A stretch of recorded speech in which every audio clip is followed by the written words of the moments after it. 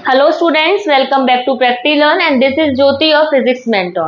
So last class में हमने discuss किया था कि कौन कौन सी टर्म्स इमेज फॉर्मेशन के लिए as a reference point work करने वाली हैं। जैसे मैंने आपको बताया था कि आपका सेंटर ऑफ कर्वेचर है। अब सेंटर ऑफ कर्वेचर क्या होता है उससे पहले हम डिस्कस करेंगे कि कॉनकेव मिरर बनाना कैसे है। तो देखो, हमने एक होलो स्फीयर कंसीडर कर लिया है इस तरीके से। अब ये जो होलो स्फीयर है अभी फिलहाल ये ग्लास फॉर्म में है, ठीक है। मैं इसे कट करूंगी और जैसा कि मैंने बताया हुआ है कि इट इज नॉट नेसेसरी कि आप उसको सेंटर से ही कट करें, मुझे बस कर्व पार्ट चाहिए, वो मैं कहीं से भी ले सकती हूँ। तो मैंने अब इस कर्व पार्ट को कंसीडर किया है। तो अब अभी भी क्या है, ये एक ग्लास फॉर्मेशन है। मैं इसे कट कर रही हूँ किससे, स्फीयर से। मैंने कंप्लीट स्फीयर से इतना पार्ट लिया है। अब मुझे क्या करना है, कॉनकेव मिरर बनाने के लिए मुझे आउटसाइड पार्ट जो है उसको पॉलिश करना पड़ेगा। अब बन गया ये मेरा कॉनकेव मिरर और अपर्चर हम हटा देते हैं यहां से। अब देखो, जिस पर्टिकुलर स्फीयर का ये पार्ट था उसका भी एक सेंटर होगा। अगर कोई चीज स्फेरिकल है, सर्कुलर है तो सेंटर होता है, ठीक है। तो ये इसका सेंटर हो गया ये, तो इसे बोलेंगे सेंटर ऑफ कर्वेचर, जिसको रिप्रेजेंट करते हैं सी से। ओके, नाउ अब एक एक्सिस है, हम एक लाइन लेंगे जो सेंटर ऑफ कर्वेचर से पास होगी और मिरर के सेंटर पे से भी पास होगी। ये तो सेंटर ऑफ स्फीयर हो गया और ये पर्टिकुलर मिरर जिसको हम कंसीडर कर रहे हैं एज अ कॉनकेव मिरर, उसका जो सेंटर है जिसे हम कहते हैं पोल, ठीक है, उन दोनों से पास होगी। तो उस लाइन को जो कि सेंटर ऑफ कर्वेचर सी और पोल पी से पास होती है उसे कहते हैं principal axis. Okay, now the next thing is focus. जो इंपॉर्टेंट टर्म्स है मैं एक बार रिकैप कर रही हूँ।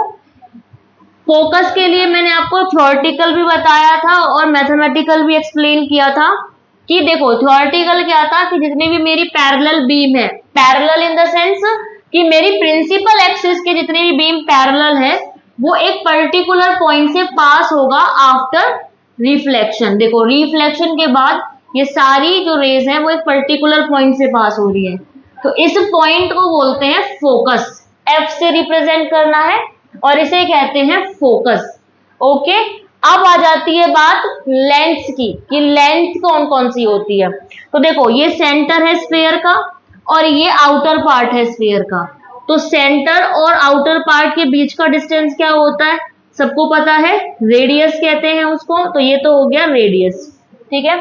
अब आता है पोल और फोकस के बीच का डिस्टेंस, इसे क्या बोलेंगे, फोकल लेंथ। आप एक चीज नोटिस कर रहे हैं कि सारी जो मेजरमेंट मैं कर रही हूँ वो कहां से हो रही है, पोल से। और ये बेसिक लाइन है जो आपको पता होनी चाहिए कि जितनी भी मेरी इमेज फॉर्मेशन है, मेरा ऑब्जेक्ट डिस्टेंस है या मेरा फोकस है, सेंटर ऑफ कर्वेचर है, ये सारी की सारी मेजरमेंट मैं पोल से करूंगी। इन मैथ्स आप ऐसे कह सकते हो कि अगर बात मिरर की हो रही है तो पोल ओरिजिन का काम करता है, ठीक है। ओ है ये कोऑर्डिनेट्स में, यहां से यहां तक आप अलग डिस्टेंस मेजर करेंगे, यहां से अलग, पर आपको डिस्टेंस करना यहीं से मेजर है। अगर मुझे ऑब्जेक्ट की हाइट भी मेजर करनी है यहीं से करूंगी, इस पर्टिकुलर एक्सिस से, ठीक है। ऐसा नहीं है कि अपनी मर्जी से कोई भी एक्सिस ले सकते हैं, नहीं, प्रिंसिपल एक्सिस से ही आपको हाइट मेजर करनी है, चाहे ऑब्जेक्ट की है चाहे इमेज की है, ठीक है। अब हम स्टार्ट करने वाले हैं अपना फर्स्ट केस। बाकी जो रूल्स हैं इमेज फॉर्मेशंस के वो आपको पता होना चाहिए। फर्स्ट रूल क्या था हमारा कि पैरेलल एक्सिस है, अगर कोई भी लाइन पैरेलल है प्रिंसिपल एक्सिस के तो वो पास होगी फोकस से। कोई भी रे है, मान लो ये मेरी प्रिंसिपल एक्सिस है, ये मेरी पैरेलल रे है, आफ्टर रिफ्लेक्शन ये मेरी फोकस से पास होगी, पहला रूल। सेकंड रूल क्या था कि अगर मैं फोकस से पास करा रही हूं, अगर मेरी इंसिडेंट रे जो है वो फोकस से पास हो रही है तो मेरी रिफ्लेक्टेड रे जो होगी वो पैरेलल टू प्रिंसिपल एक्सिस आएगी, ठीक है। और थर्ड रूल क्या था कि अगर मेरी जो रे है वो सेंटर ऑफ कर्वेचर से जा रही है, मतलब मेरी जो इंसिडेंट रे है वो सेंटर ऑफ कर्वेचर से पास होती है, तो आफ्टर रिफ्लेक्शन वो सेम पाथ ट्रेस करेगी। और इसका रीजन क्या था कि जो नॉर्मल है उसके साथ एंगल आई 0 हो जाता है, तो according to the law of reflection angle I is equal to angle R, तो आर भी 0 हो गया। तो नॉर्मल को कोइंसाइड कर जाएंगी इंसिडेंट रे भी और रिफ्लेक्टेड रे भी। तो अब हम बात करते हैं अपने image formations by the concave mirror, कि कॉनकेव मिरर से कौन कौन सी इमेज फॉर्मेशंस हो सकती है। तो पहला केस है हमारा, फर्स्ट केस क्या है? फर्स्ट केस कि मान लो मेरा ऑब्जेक्ट इनफाइनाइट पोजीशन पे है। अब कंसीडरेशन कैसे लेंगे? जैसे कि मेरा सन है, अब सन मेरे अकॉर्डिंग तो इनफाइनाइट पोजीशन पर है, उससे बड़ा डिस्टेंस तो क्या ही मेजर करोगे। तो अगर मेरा जो ऑब्जेक्ट है, ऑब्जेक्ट एट इनफाइनाइट, अगर मेरा ऑब्जेक्ट इनफाइनाइट पोजीशन पर है तो इमेज कहां बनेगी, कैसी बनेगी और कैसे बनाई जाएगी? ठीक है, तो सबसे पहले इमेज बनानी है तो क्या चाहिए? Concave mirror. इसका कौन सा पार्ट होगा हमारा रिफ्लेक्टिंग? इनवर्ड। तो हम क्या करेंगे? आउटवर्ड पार्ट को पॉलिशिंग करेंगे। फिर हम बनाएंगे अपनी प्रिंसिपल एक्सिस। ये क्या हो गया? पोल। ये क्या है? Centre of curvature. ठीक है, और ये क्या हो जाएगा मेरा? फोकस। अब मेरा ऑब्जेक्ट कहां पर है? इनफाइनाइट पर। अब यहां तो मैं दिखाने से रही इनफाइनाइट, क्योंकि अप्रोच से बाहर चला जाएगा।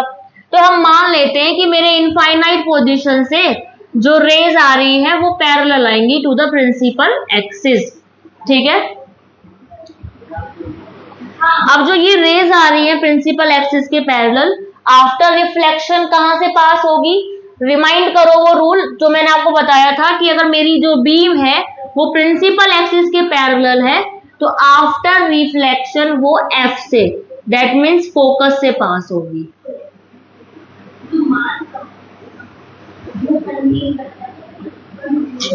फोकस से पास होनी चाहिए यहां से। तो यहां मेरा ऑब्जेक्ट का इमेज फॉर्म होगा, और मेरा ऑब्जेक्ट कहां है? इनफाइनाइट पोजीशन पर। ये तो हो गया इमेज फॉर्मेशन कि फर्स्ट केस के लिए इमेज बनी है। अब आता है कि एग्जाम में जब हम लिखते हैं तो क्या आना है कि भाई इमेज बन गई, ठीक है, अब इमेज का एनालिसिस करो कि कैसी इमेज बनी है। तो इसके लिए आपको तीन चीजें याद रखनी है। पहली चीज, सबसे पहली चीज आपको पता होनी चाहिए कि आपके इमेज की पोजीशन क्या है। ये तीन टर्म होती है बेटा जो आपको एनालिसिस में ध्यान रखनी है। आपको ये ध्यान रखना है कि कहां बनेगी। ठीक है, तो पहला पॉइंट है पोजीशन। तो पोजीशन कहां दिखाई दे रही है मेरे इमेज की? एफ पर। क्यों इमेज एफ पर क्यों दिखाई दे रही है? क्योंकि क्या कंडीशन थी इमेज फॉर्मेशन की कि या तो मेरी रिफ्लेक्टिंग रेज मुझे वहां पर मीट करती हुई दिखाई दे। मिनिमम 2 रेज भी अगर आप लेते हो और वो कहीं पर आफ्टर रिफ्लेक्शन मीट कर रही है तो वहीं पर इमेज फॉर्मेशन होती है। ठीक है, अब आप क्लियर देख पा रहे हो कि भाई रिफ्लेक्शन के बाद मेरी जो रेज है वो कहां मीट कर रही है? फोकस पे। तो मेरी पोजीशन क्या हो जाएगी इमेज के लिए?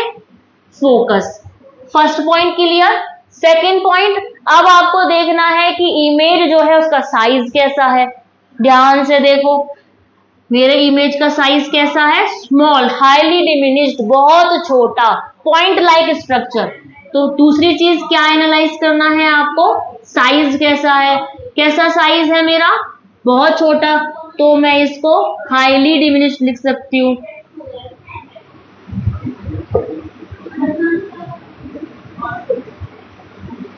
स्मॉल या highly, point like structure, diminished. ठीक है, अब आती है तीसरी चीज, सबसे इंपॉर्टेंट पॉइंट, कि मेरी जो इमेज है उसका नेचर कैसा है, मतलब मेरी इमेज कैसी है। तो ध्यान से देखो, मेरी इमेज मिरर से लेफ्ट साइड बनी हुई है, और सबसे इंपॉर्टेंट चीज जो जिसको नोटिस करना है कि मेरी रिफ्लेक्टेड रे एक्चुअल में मीट कर रही है। ऐसा नहीं है कि दिखाई दे रही है कहीं मीट करेंगी, वो एक्चुअल में एक पॉइंट पर आकर मीट कर रही है। ठीक है, तो इसलिए मेरी इमेज का जो नेचर होगा वो क्या हो जाएगा? रियल। जब हमने रियल और वर्चुअल इमेजेस के बारे में पढ़ा था तो हमने क्या पढ़ा था कि अगर मेरी रेज आफ्टर रिफ्लेक्शन एक्चुअल में मीट करती है तो वो हो जाती है रियल इमेज। तो मेरी जो रेज है वो आफ्टर रिफ्लेक्शन एक्चुअल में मीट कर रही है, वास्तव में ऐसा हो रहा है, इसलिए इमेज हो गई रियल। रियल के साथ जोड़ी किसकी बनेगी? इन्वर्टेड की। ठीक है, तो इस केस में क्या देखा हमने कि मेरी जो इमेज है उसका साइज हाईली डिमिनिश्ड है, पोजीशन फोकस है और नेचर रियल एंड इन्वर्टेड है। ये है हमारा पहला केस। ठीक है, now let's talk about the second case. Second case क्या है हमारा, आप ध्यान से नोटिस करना। अगर आपने एक बार देख लिया ना कि किस तरीके से ऑब्जेक्ट चेंज कर रहा है पोजीशन और किस तरीके से इमेज, आपको फिर लर्न करने की जरूरत ही नहीं पड़ेगी। ठीक है, अभी आपने क्या देखा कि मेरा ऑब्जेक्ट जो है वो इनफाइनाइट पे, मतलब बहुत दूर था। अब मैं अपने ऑब्जेक्ट को कहां ले आई, अप्रोच में ले आई, तो मैं क्या लिखूंगी, मैंने ऑब्जेक्ट बियॉन्ड सी, मतलब मेरा ऑब्जेक्ट जो है वो सी क्या है, सेंटर ऑफ कर्वेचर, उसके जस्ट पीछे है, बहुत आगे नहीं, जस्ट पीछे है। तो उस केस में क्या है, अगेन हम क्या बनाएंगे, कॉनकेव मिरर। आउटवर्ड साइड क्या होगी, रिफ्लेक्टिंग। ये गई principal axis. Centre of the mirror will be pole, this will be consider as a C and this will be F. मैं अपना ऑब्जेक्ट ले आई हूं, थोड़ा डिस्टेंस रखते हैं, मैं अपना सी ले आई हूं मान लो यहां पर, और ये मेरा एफ, यहां है मेरा ऑब्जेक्ट। अप्रोचिंग हो गया, नजदीक आ गया है थोड़ा। अब क्या होगा, एक रे जाएगी पैरेलल, एक रे तो मेरी पैरेलल ही जाएगी हर हाल में। ठीक है, और दूसरी रे जो है वो मेरी पास होगी सेंटर ऑफ कर्वेचर से।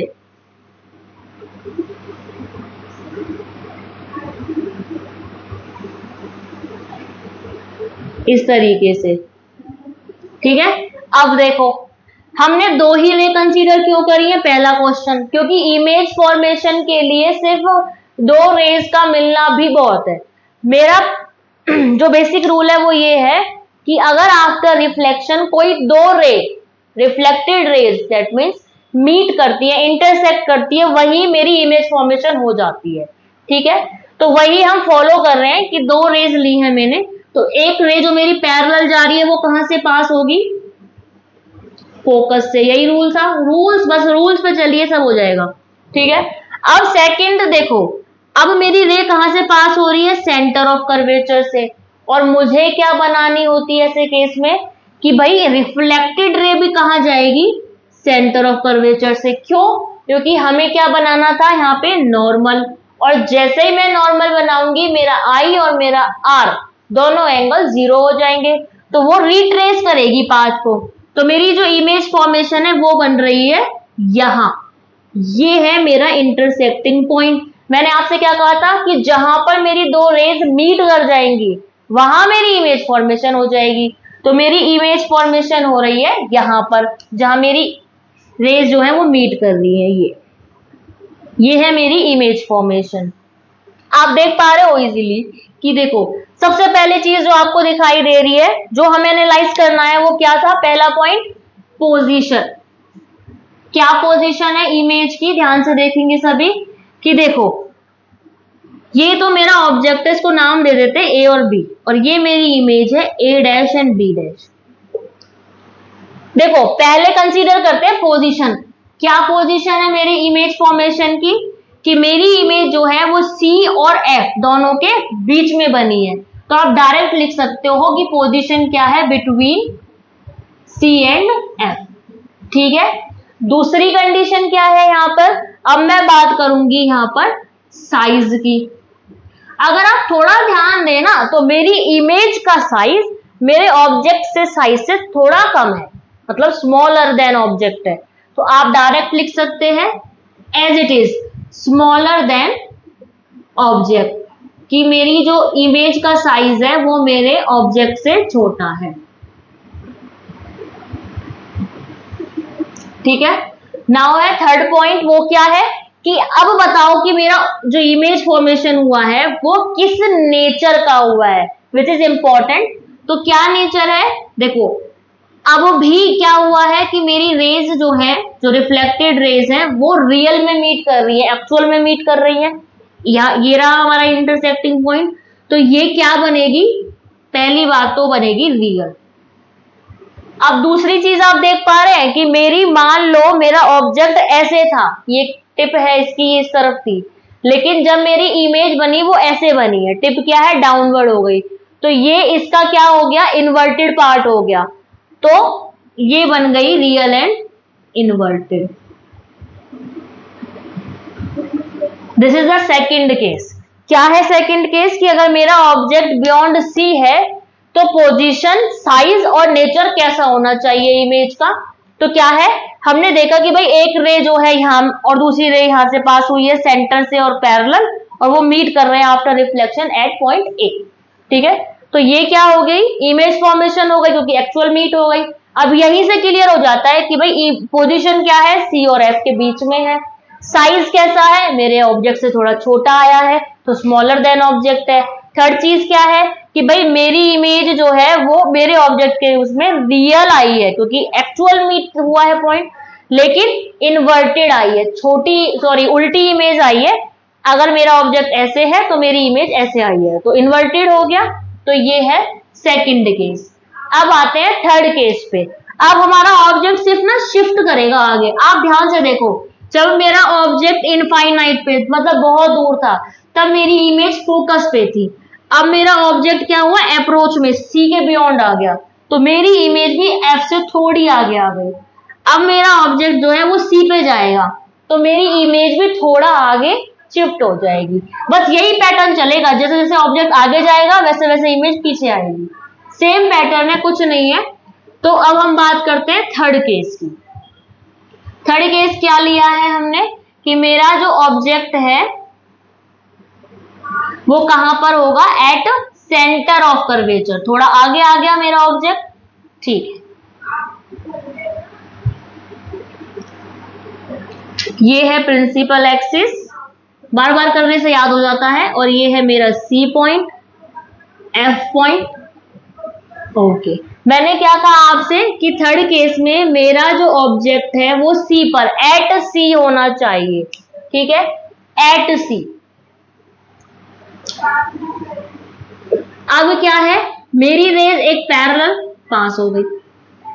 ठीक है, अब ऑब्जेक्ट ऑलरेडी सी पर है तो जो रेज है वो सी से तो पास होगी नहीं, तो अब रेज कहां से पास होगी, फोकस से। ठीक है, अब देखिए क्या करना है, सेम कुछ नहीं, सिर्फ रूल्स फॉलो करने हैं। पैरेलल रे है तो कहां से पास होगी आफ्टर रिफ्लेक्शन, फोकस से। ठीक है भाई, हमने ये फोकस से पास करा लिया, ये रिफ्लेक्ट हो गई। अब जो सेकंड रे है वो मेरी फोकस से इंसिडेंट कर रही है, मतलब डायरेक्शन ऑफ इंसिडेंस फोकस है, तो रिफ्लेक्शन क्या होगा, उल्टा कर देंगे, तो वो कहां से पास होगी, parallel to the principal axis.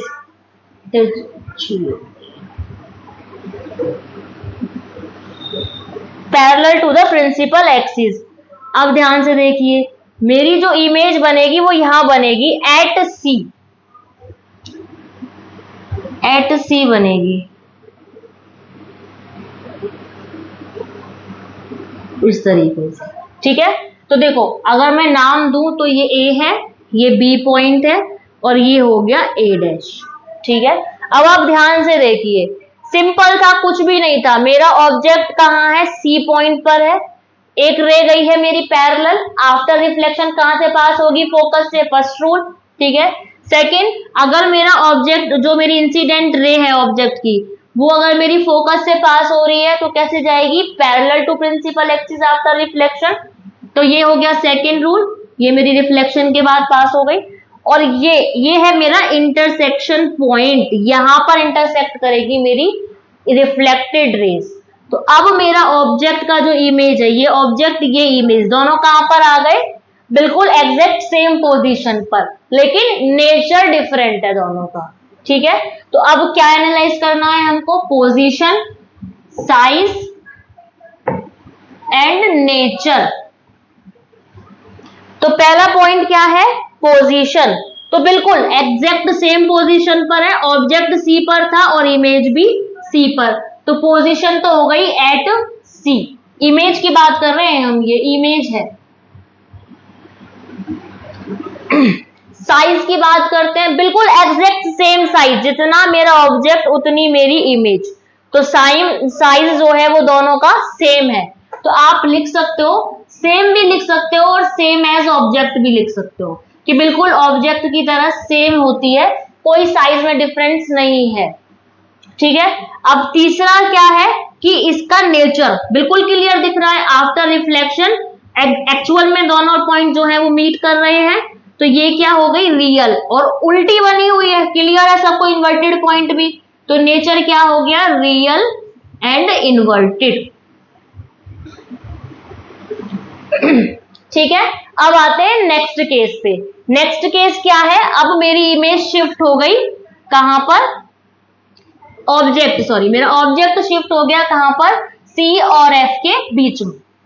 कुछ भी नहीं है, जितनी भी टर्म्स मैं आपके सामने बोल रही हूं वो सारी सेम रहेंगी, कुछ खास डिफरेंस है नहीं, प्रैक्टिस है बस अब। ठीक है, जैसे मान लो ये मेरा सी है और ये एफ है और मेरा ऑब्जेक्ट मैंने रखा है यहां।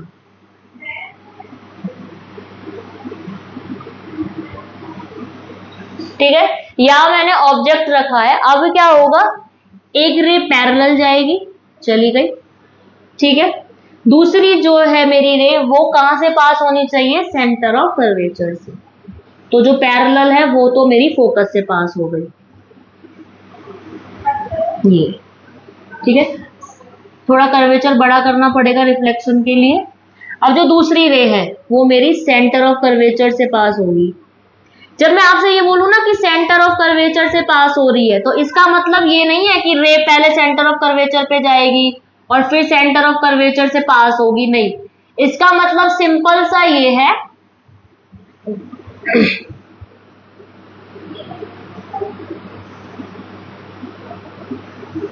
ये बन गया हमारा इंटरसेक्टिंग पॉइंट।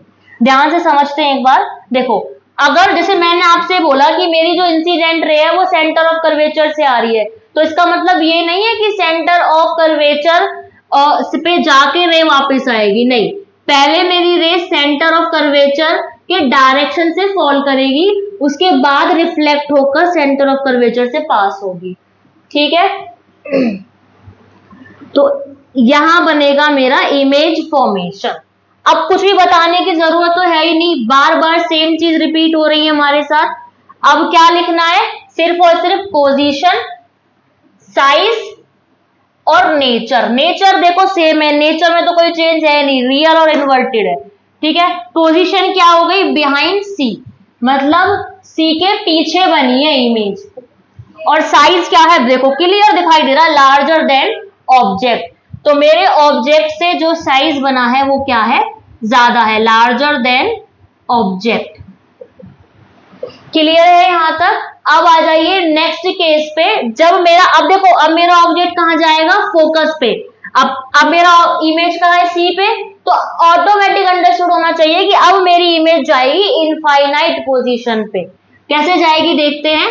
ये है केस हमारा किसके लिए, जब हमारा ऑब्जेक्ट सी और एफ के बीच में था। ठीक है, अब हम पढ़ेंगे अगर मैं अपने ऑब्जेक्ट को फोकस पे रख दूं तो क्या ही डिफरेंस आ जाएगा ऐसा।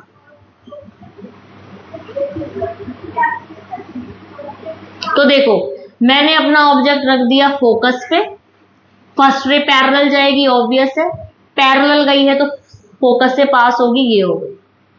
ठीक है, दूसरी जो रे है वो कहां जाएगी, सेंटर ऑफ कर्वेचर से, तो ये गई और क्या करेगी, सेंटर ऑफ कर्वेचर से ही पास होगी।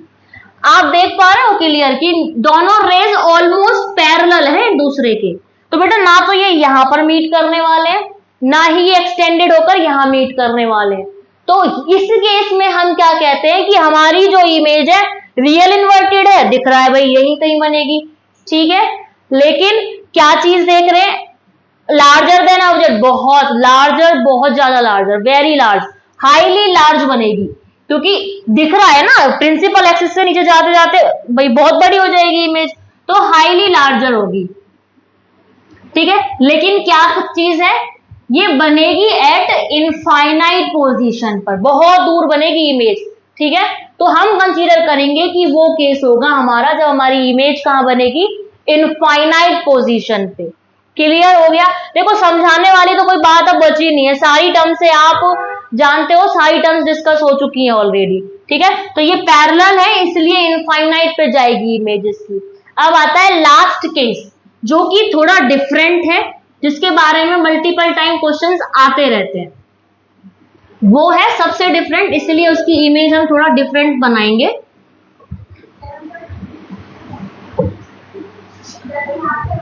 यहां बनेगा मेरा सेंटर ऑफ कर्वेचर, ये मेरी प्रिंसिपल एक्सिस, ये मैंने इसको कॉनकेव मिरर कर दिया, ये मेरा पोल हो गया, ये सेंटर ऑफ कर्वेचर, ये फोकस। अब समझो, अब मेरा ऑब्जेक्ट आया है यहां पे, ठीक है। जैसा रूल था, कुछ चेंज नहीं करेंगे। पहली रे जाएगी पैरेलल, पैरेलल है तो पास होगी फोकस। दूसरी रे जाएगी सेंटर ऑफ कर्वेचर की डायरेक्शन से। रिट्रेस किया है पाथ को, ठीक है। लेकिन बेटा आप देख रहे हो यहां आते आते साइज बढ़ता जा रहा है, तो ये तो क्लियर है कि भाई पैरेलल भी नहीं है तो इनफाइनाइट कह दे, तो मीट तो ये करेंगी नहीं, यहां मीट नहीं करेंगी। लेकिन अगर मैं इसे यहां एक्सटेंड करके देखूं तो ये मीट कर रही है यहां पे, पहली बार हुआ है ये, ठीक है। अब देखो इस केस में हमने इनको नहीं लिया इनफाइनाइट पोजीशन पे, क्योंकि ये मीट ही नहीं करेंगी ना इस डायरेक्शन में ना इसमें, लास्ट केस, ठीक है। माइंड में क्वेश्चन आता है कि भाई ये भी तो ले सकते थे हम, ऐसे नहीं, क्योंकि बेटा इसमें दिख रहा है कि धीरे धीरे ये डिफरेंस बढ़ता जा रहा है, तो ये कहीं मीट नहीं करने वाली है, तो इसलिए ये नहीं। लेकिन अपेयर्स टू मीट तो हो रहा है ना, उस वाले केस में, लास्ट केस में क्या था, वो अपेयर भी नहीं हो रहा था, इसलिए हमने उसको इनफाइनाइट कंसिडर किया। इसमें ये मीट करती हुई दिखाई देंगी इस पोजीशन पे। अब क्वेश्चन आता है कि भाई यहाँ तो कुछ भी नहीं है, सेंटर ऑफ कर्वेचर नहीं है, फोकस नहीं है, तो इसको बोलेंगे हम बिहाइंड द मिरर। हमारी इमेज कहां चली गई है, मिरर के पीछे, बाकी इमेज कहां थी, मिरर के आगे। साइज क्लियर दिख रहा है, कितना छोटा ऑब्जेक्ट कितनी बड़ी साइज है, तो एन लार्ज, बहुत बड़ी इमेज बनी है। नेचर, अब आती है बात नेचर की। अब हमारी रेज एक्चुअल में मीट नहीं कर रही है, इट अपीयर्स टू मीट, वो मीट करती हुई दिखाई दे रही है। तो इस केस में क्या हो गया, इमेज वर्चुअल हो गई, रियल नहीं रही है, वर्चुअल। दूसरी चीज, मेरा ऑब्जेक्ट भी ऐसा है और इमेज भी ऐसी है, टिप ऊपर है दोनों की, तो ये इन्वर्टेड भी नहीं रही, तो क्या हो गया, इरेक्ट हो गया। ये इंपॉर्टेंट और बहुत अच्छा जो है केस था between F and C, F and T sorry, ठीक है, ओके। तो इस केस में हमने देख लिया है कि हमारी इमेज जो है वो वर्चुअल और इरेक्ट हो जाती है, और यही एक सिंपल, ये एक सिंगल केस है ऐसा इसमें। बाकी जनरल कॉनकेव मिरर में रियल और इन्वर्टेड इमेज होती है, बस एट जब ऑब्जेक्ट आपका एफ और पी के बीच में है तो इमेज जो है मेरी वो वर्चुअल और इरेक्ट हो जाती है, ठीक है। इस वीडियो में सिर्फ इतना ही, नेक्स्ट वीडियो में हम बात करेंगे कॉन्वेक्स मिरर की। तब तक के लिए thank you and have a nice day.